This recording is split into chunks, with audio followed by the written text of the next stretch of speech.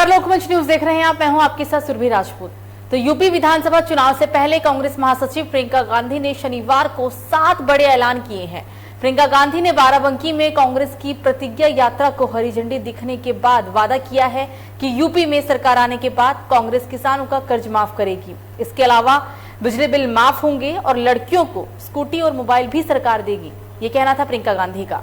प्रियंका गांधी ने प्रतिज्ञा यात्रा को हरी झंडी दिखाने के बाद बाराबंकी के हरक चौराहे पर वो पहुंची। यहां उन्होंने कहा है कि मैं यहां कांग्रेस पार्टी की 7 प्रतिज्ञाएं को बताने के लिए आई हूं। पहली प्रतिज्ञा के बारे में हम आपको बता देते हैं। उनका कहना है कि हमारी पहली प्रतिज्ञा टिकटों में महिलाओं को 40% हिस्सेदारी देने की है। दूसरी प्रतिज्ञा की बात करेंगे अब, लड़कियों को स्मार्टफोन और स्कूटी दी जाएगी, किसानों का पूरा कर्जा माफ किया जाएगा। चौथी प्रतिज्ञा 20 लाख युवाओं को सरकार रोजगार देगी, सबका बिजली बिल आधा किया जाएगा। छठी प्रतिज्ञा के बारे में अब बताएंगे आपको, परिवार को 25,000 की आर्थिक मदद दी जाएगी, ये उनका कहना था। ये उनकी छठी प्रतिज्ञा थी। 7वीं प्रतिज्ञा का आप जिक्र करेंगे। यहाँ उन्होंने कहा है कि 2500 में गेहूं धान और 400 रुपए में खरीदा जाएगा गन्ना। सरकार आने पर महिलाओं के लिए अलग घोषणा पत्र भी जारी किया जाएगा। कुछ ही दिनों में अब सरकार आने के बाद एक घोषणा पत्र भी जारी किया जाएगा, ये महिलाओं के लिए होगा। उन्होंने आगे ये भी कहा है कि हमारी सरकार आने पर 12वीं पास छात्राओं को स्मार्टफोन और स्नातक छात्राओं को स्कूटी दिया जाएगा और किसानों के सारे कर्जे माफ किए जाएंगे। इन प्रतिज्ञाओं में कितना दम है और ये कितनी वास्तविक रूप से धरातल पर लागू की जाएंगी, ये तो खैर आने वाला समय ही बताएगा। लेकिन बाराबंकी में आज जो प्रियंका गांधी ने इन 7 प्रतिज्ञाओं का ऐलान किया और जो भी चीजें देखने को मिली वो कहीं ना कहीं अन्य विपक्षी दलों के लिए और मौजूदा सरकार के लिए एक चिंता जरूर बढ़ा सकती है, क्योंकि यहाँ पर खासा वहां लोगों की भीड़ भी देखने को मिली थी। महिलाओं का भी अच्छा खासा समर्थन दिख रहा था। और इन प्रतिज्ञाओं से इतना तो तय है कि कहीं ना कहीं जो कांग्रेस अपनी जमीन खो चुकी थी उसे वापस एक बार फिर से पाने की अब जद्दोजहद में जुट गई है। कुछ ही समय में यूपी में विधानसभा चुनाव होगा। तकरीबन 2 से 3 महीने का समय बचा है। इसी पर आज हम चर्चा करने वाले हैं। हमारे सारे मेहमान हमारे साथ जुड़ गए हैं, उनसे आपका सबसे पहले परिचय कराएंगे। अनुपम भंडारी जुड़े हैं, नेता बीजेपी, स्वागत है सर आपका। नीलम जी जुड़ी है, ये आम आदमी पार्टी की नेता है, आपका भी स्वागत है मैम लोकमंच में। और देवेंद्र जाखड़, ये सपा नेता है, आपका भी स्वागत है सर। आप तीनों को मेरी आवाज आ रही है?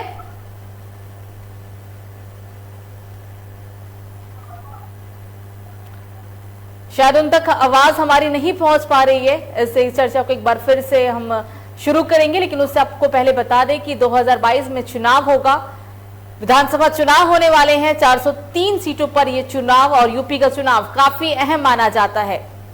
और इस चुनाव को लेकर सभी पार्टियों की तैयारी 6 महीने पहले से ही शुरू हो गई है। सभी पार्टियां युद्ध स्तर पर तैयारी कर रही है। इस वक्त मौजूदा सरकार पर सभी पार्टियां हमलावर हैं।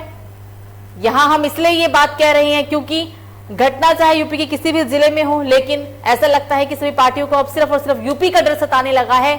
यूपी को लेकर कहीं ना कहीं तमाम दल ज्यादा सजग नजर आ रहे हैं। आज प्रियंका गांधी बाराबंकी पहुंची थी। प्रियंका गांधी ने वहां पे प्रतिज्ञा यात्रा की शुरुआत की है। 7 प्रतिज्ञाओं का यहां जिक्र किया उन्होंने। एक बार फिर से अपने मेहमानों से आपका हम परिचय कराते हैं। आप तीनों को ही मेरी आवाज आ रही है? जी, अनुपम जी जुड़े हैं हमारे साथ, नेता बीजेपी हैं। सर स्वागत है लोकमंच में। हमारे साथ नीलम जुड़ी हैं, ये नेता आप हैं, आपका भी स्वागत है मैम। और हमारे साथ जुड़ गए हैं देवेंद्र जाखड़, ये सपा नेता है। चर्चा की शुरुआत करेंगे और सबसे पहले मैं आपके पास आऊंगी अनुपम जी। इन 7 प्रतिज्ञाओं के बाद आप क्या कहेंगे? यूपी में चुनाव होगा और चुनाव से पहले ऐसा नहीं लग रहा है कि मौजूदा सरकार की मुश्किलें हर दिन के साथ अब बढ़ने लगी है? अनुपम जी नमस्कार जी। आपको भी नमस्ते सर। आपने एक टॉपिक लेके आया, प्रियंका गांधी मेरे सबूते लेके आ रही है, वादा लेके आ रही है, उत्तर प्रदेश जनता को रिझाने की कोशिश कर रही है, ठीक है, लेकिन उनका कोई पैसा काम नहीं आ रहा है। ऐसा कैसे कह सकते हैं आपकी असर कुछ काम नहीं आ रहा? आपने देखा होगा कि कितने लोगों का कितना हुजूम था, महिलाओं का कितना ज्यादा वहाँ पर मौजूदगी थी। सब देखा हमने सब कुछ देखा। जिस तरह घड़ियालू आंसू बहाने जो है एक्टिंग अच्छी करते मानते हम लोग।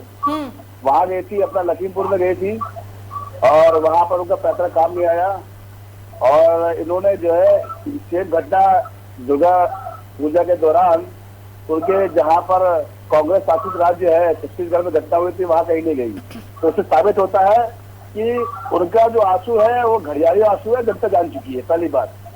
दूसरी बात, जैसे वादाओं की बात आपने कही, महिलाओं को हम 40% अक्षर देंगे।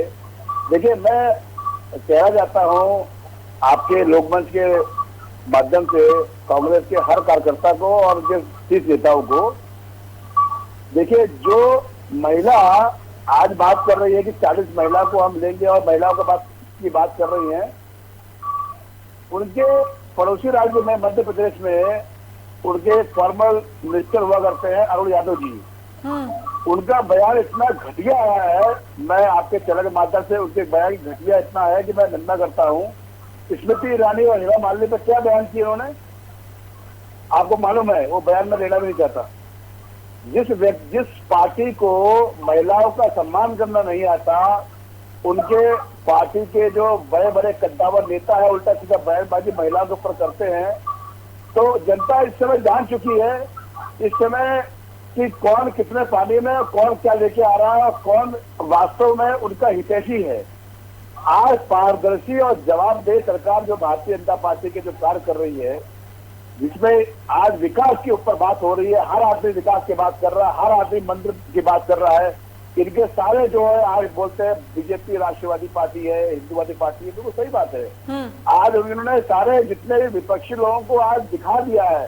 जो राम मंदिर के ऊपर जो है इन्होंने इतना नाटक किया, 20 वकील लगा दिए ना बनने के लिए, आज वो टीका करते करते हैं रामलीला में। जो विकास की लहर आज हमारे योगी आदित्यनाथ ने इसमें दिखाई है, पूरे उत्तर प्रदेश के अंदर एक एक गांव, एक एक शहर में, एक कस्बों के अंदर विकास की लहर, हर गांव हर शहर एक बहुत बढ़िया नारा भी दिया है जिससे हम लोग काम कर रहे हैं।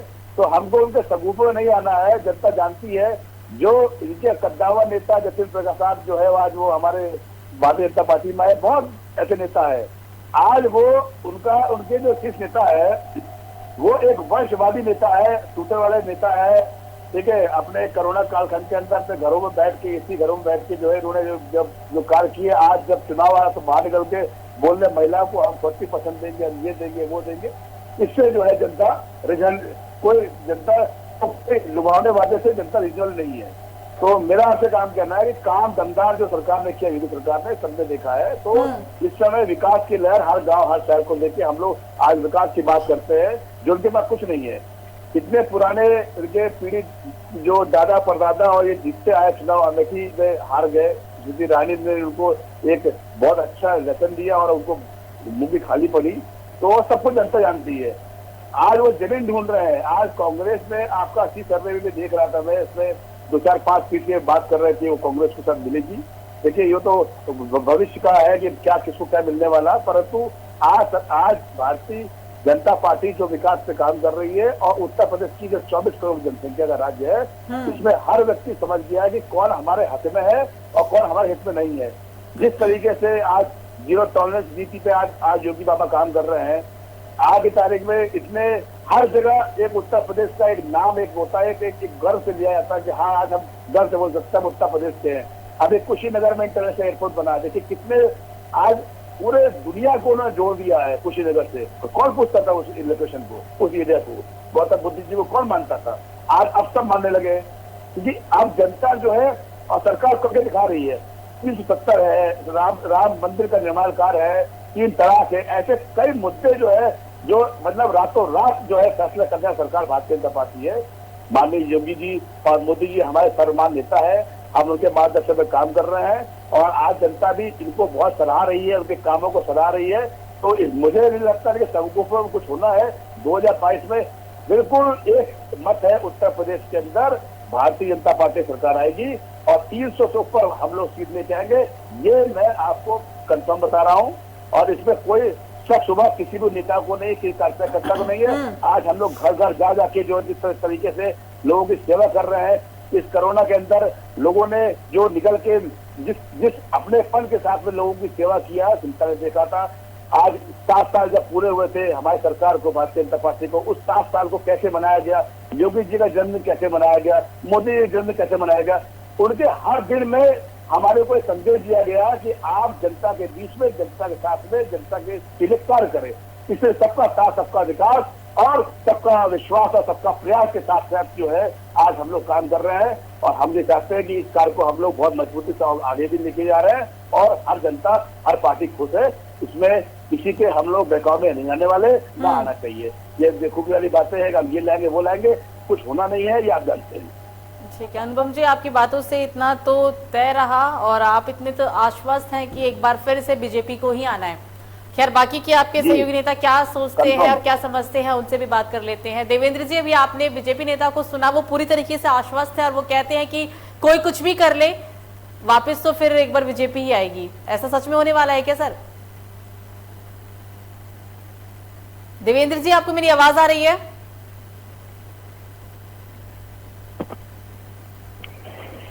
पहले मैं आपको लोकमंच के लिए धन्यवाद देना चाहूंगा। आपका भी स्वागत है सर, कीमती समय निकालने के लिए। बोलिए।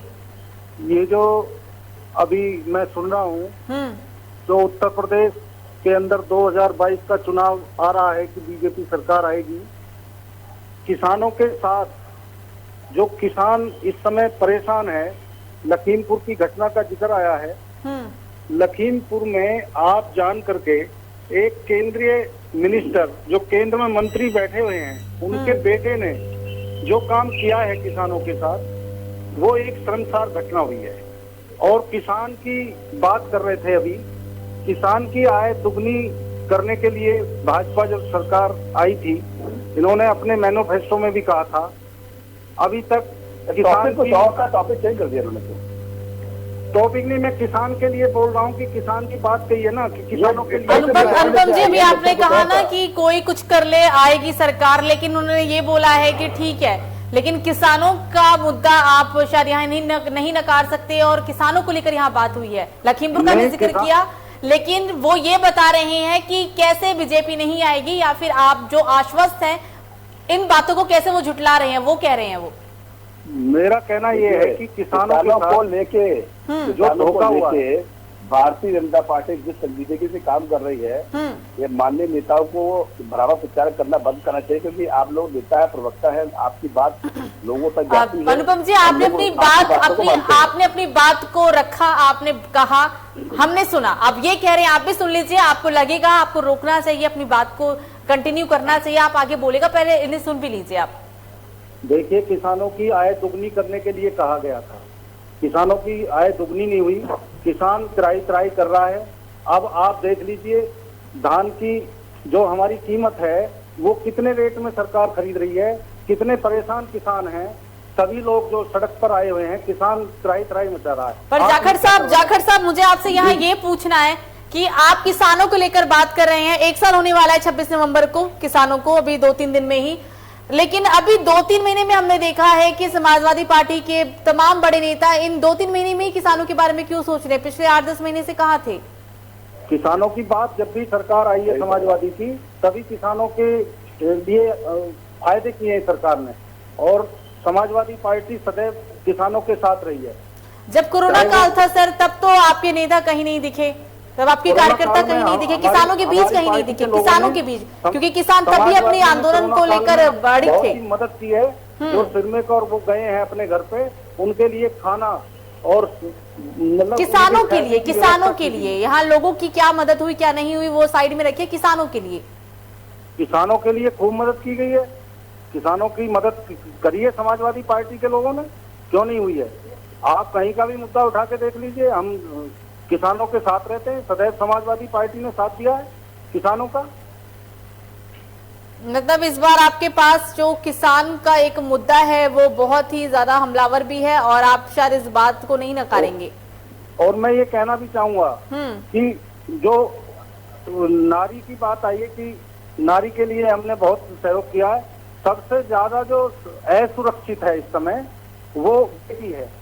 आए दिन कितने बड़े कांड हो रहे हैं, कोई ऐसा शहर कोई गांव नहीं। जाखड़ साहब, अगर अपराध की बात कर लेना, अपराध तब सुरक्षित ना, यूपी तब सुरक्षित था जब आप लोगों की सरकार थी, और आज भी आपराधिक घटनाएं बढ़ी ही है या थोड़ा बहुत कम पेश आप कह सकते हैं। और बात रही बयानबाजी की, तो ये चुनाव है, और यहाँ पर भाषा की मर्यादा इस तरीके से लांघी जाएगी जो नेशनल टीवी पे दिखाना सुनाना और हमें खुद बोलना बहुत मुश्किल होगा। तो कौन क्या बोलेगा अभी वो तो कहना बहुत मुश्किल होगा। एक और नेता हमारे साथ है, आम आदमी पार्टी की भी नेता है, उनके पास चलेंगे, फिर आप दोनों के पास वापस लौटेंगे, इरम जी के पास आएंगे। मैम, अभी आपने दोनों ही नेताओं को सुना।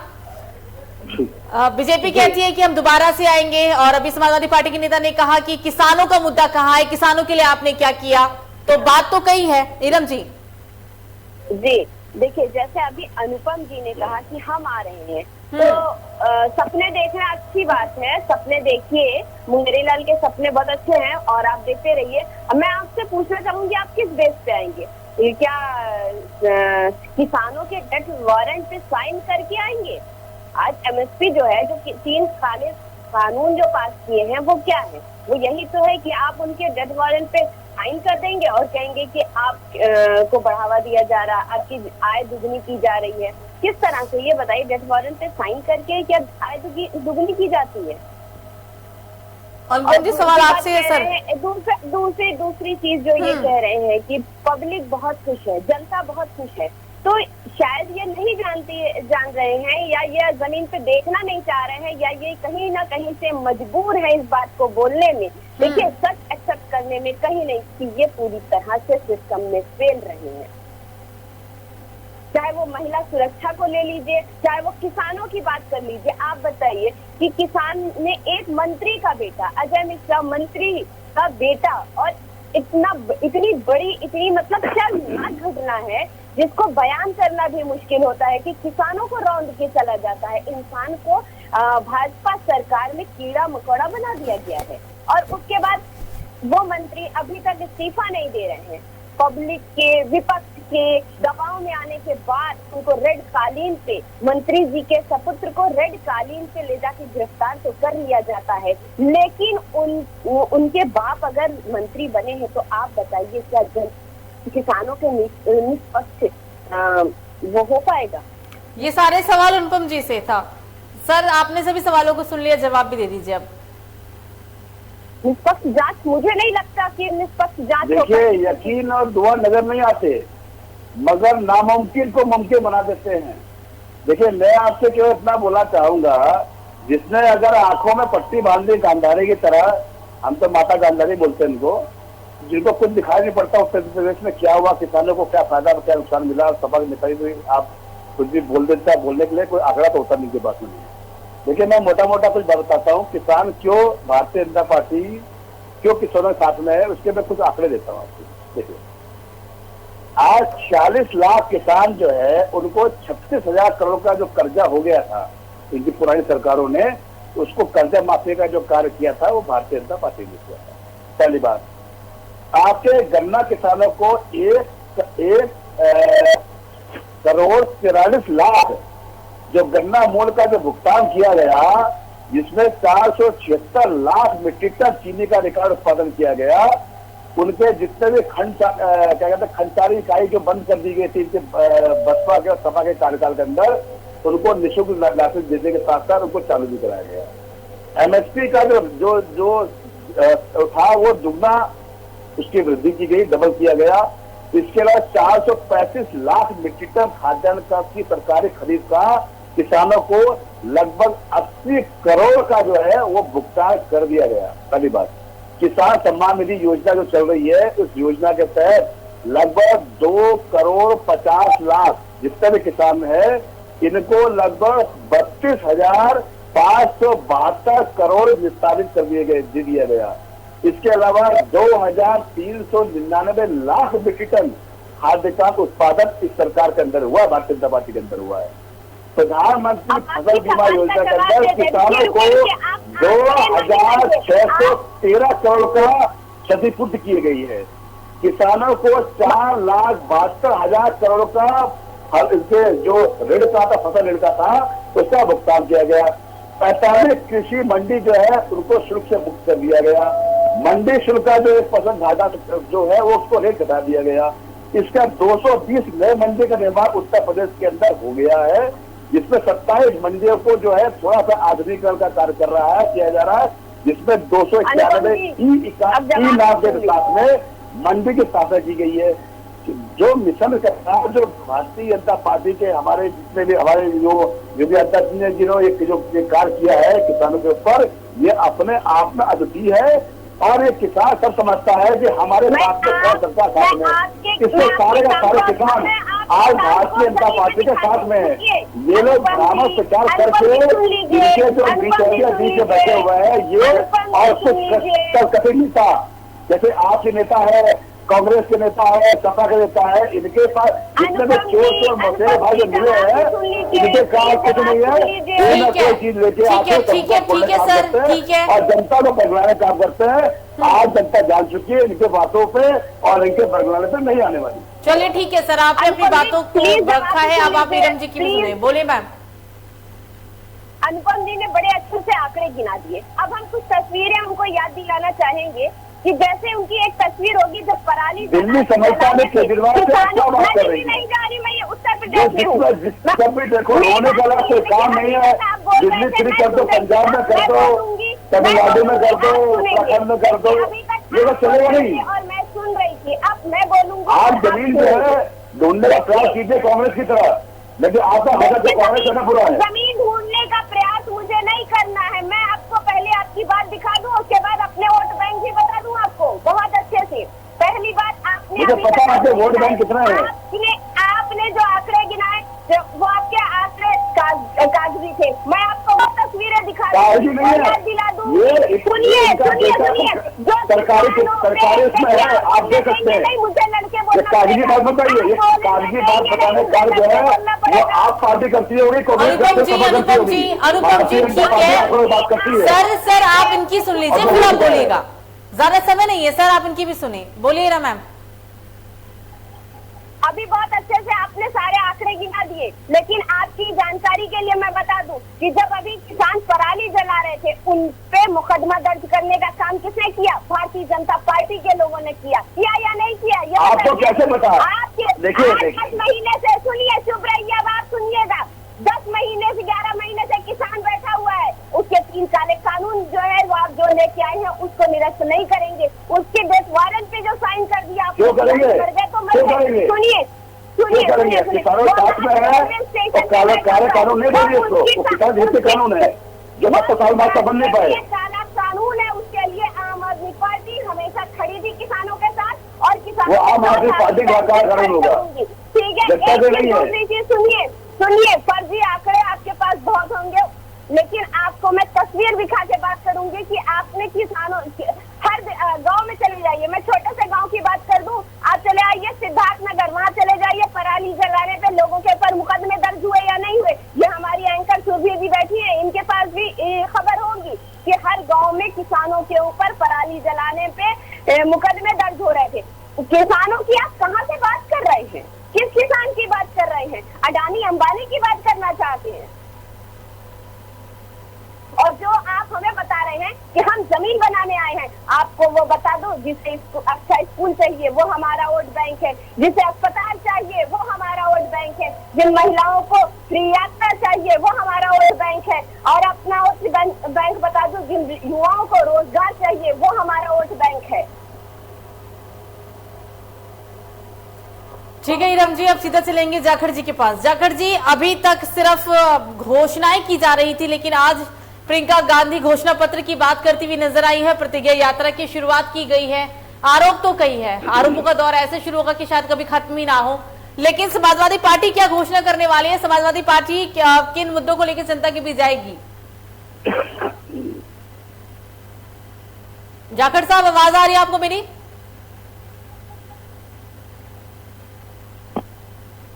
पार्टी का जो अभी मैनिफेस्टो है, हाँ। वो अभी राष्ट्रीय अध्यक्ष जी ने, जो समाजवादी पार्टी के हमारे नेता हैं, उन्होंने अभी बिजली जो 300 यूनिट तक उत्तर प्रदेश के अंदर किसानों के लिए सुविधा दी जाएगी। और अभी जो किसानों की बात आई है कि गन्ने का पेमेंट कर दिया गया है, इतना हो गया है, ये जो आंकड़े गिनाए जा रहे हैं ये सब झूठ है। योगी जी हमारे उत्तर प्रदेश के मुख्यमंत्री हैं और गढ़मुक्तेश्वर जो हापुड़ डिस्ट्रिक्ट में पड़ता है, वहां गंगा की रेती में आकर के पब्लिक का एक पागल बनाया है कि हम 8 दिन में और 14 दिन में पेमेंट करेंगे, ब्याज सहित करेंगे। 300 करोड़ रुपया 300 करोड़ रुपया हमारे यहाँ अभी तक पेमेंट नहीं दिया गया है। किसान इतना दुखी है, यहाँ गन्ने की खेती होती है और कितना झूठ है कि तो हमने ये ये कर दिया, 300 मंडी करोड़ में रुपए निर्माण का शुरू पेमेंट कर दिया, किसे देना फलाना था और कर दिया। किसे नहीं दिया गया? किसानों के लिए पेमेंट नहीं मिला ना गन्ने का। जो हम कह रहे हैं कि गन्ने का पेमेंट 14 दिन के लिए कहा था और सुप्रीम कोर्ट का भी आदेश था ये कि 14 दिन में पेमेंट करें, नहीं तो ब्याज दें। अभी तक पेमेंट नहीं मिला है। मात्र आप लगा लीजिए कि हमें इसका जो है- जवाब अनुपम जी आप थोड़ा जल्दी दीजिएगा क्योंकि समय हो चला है। जवाब दीजिए सर। अभी आपने बहुत सारी योजनाओं को गिनवाया और किसानों के हित की बात की। इरम जी ने कहा तो आपने कहा नहीं ऐसा हुआ है, लेकिन एक और नेता यही कह रहे हैं कि जो भी वादे, जो दावे या फिर जो आप आंकड़े गिना रहे हैं वो सिर्फ और सिर्फ कागजी आंकड़े हैं। देखिए, ये काम जो है कागजी आंकड़े गिराने का काम भारतीय जनता पार्टी के पास नहीं है। पहली बार समझ लीजिए, इनका ये जो आंकड़े हैं ये आंकड़े हमारे नहीं है, ये आंकड़े सरकारी आंकड़े हैं। ठीक है ना, आप सरकारी फाइलों को आप जुटा दीजिए। ठीक है, जो लाभान्वित किसान को जो फायदा है उनको जुटा दीजिए। आज जैसे आप बात कर रहे हैं, आज जो है इस समय सरकार जो है जो काम कर रही है वो किसानों के हित के लिए काम कर रही है। जो कानून आए भी है वो किसानों के हित के लिए, किसान समझते हैं, इसलिए किसान जो है उसको समर्थन भी कर रहे हैं। कुछ तथकथित जो है, जो बीच के बिचौलिए है, जिनको माल जो है किसानों के माध्यम से जाता है उनके पास में, किसानों के हित में नहीं किया है। वो सरकार ने खत्म कर दिया है। किसान आज हमारे परेशान है और और हम उत्पादन करते हैं, हमारे को 100 रुपए में से हमको सर अनुपम जी जाखड़ साहब समय खत्म हो गया है सर। इस चर्चा को यही समाप्त करना होगा। आप तीनों मेहमान हमारे साथ कीमती समय निकाल के जुड़े, इसके लिए आप तीनों का बहुत बहुत शुक्रिया। बस कुछ ही महीनों में यूपी में विधानसभा चुनाव होगा, लेकिन चुनाव से पहले एक बार फिर से प्रियंका गांधी ने एक नया दांव खेला है। ये दांव हम इसलिए यहाँ पर जिक्र कर रहे हैं क्योंकि आज प्रियंका गांधी ने बाराबंकी में प्रतिज्ञा यात्रा की शुरुआत की। इस प्रतिज्ञा यात्रा में 7 योजनाओं का जिक्र किया गया और महिलाओं के लिए और भी कुछ योजनाएं आएंगी, घोषणा पत्र जारी किया जाएगा, तमाम बातें हैं। यानी कि घोषणा पत्र और घोषणाओं की भरमार है, लेकिन इन घोषणाओं से, इन वादों से जनता क्या सोचती है और जनता का क्या फैसला होगा, खैर ये तो आने वाला समय ही बताएगा। फिलहाल अभी के लिए मुझे दीजिए इजाजत। लोकमंच न्यूज पर खबरों का सिलसिला जारी रहेगा। नमस्कार।